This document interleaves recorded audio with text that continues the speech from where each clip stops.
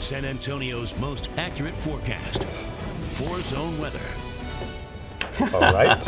You got to get around. Good weather to have the It's not like you can out. write that on the street. It's I think Austin or something. She just rides on the sidewalks. Okay. We're waiting for San fall. Marcos. All right. Fall is what we want now. Yes. I'm done with this heat and all this kind of good stuff. So how do you prepare your garden with fall just around the corner? There's a bunch of things we can do to get ready for the fall. One of them is we want to deep water our plants as we go through a hot, dry summer. Deep watering is going to make sure the roots stay nice and cool, make them hydrated, make them nice and healthy.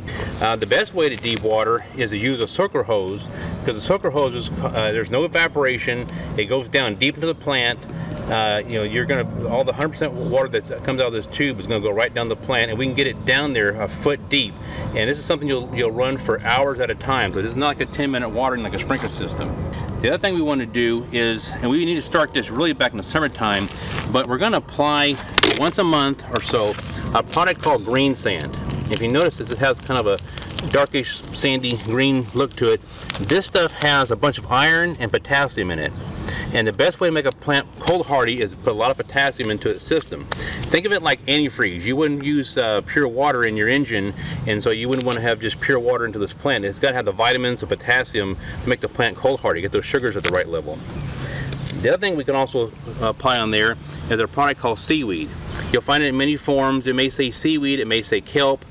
This is also a way to put antifreeze in. Actually spray it on, and the best way to put it on is with a pump-up sprayer. Never use a hose-on sprayer because the droplets are so big that they'll hit the plant leaf, drop and fall, and not collect on the plant. If you use a pump-up sprayer, it puts a fine mist and covers like morning dew. That'll stick with the plant longer.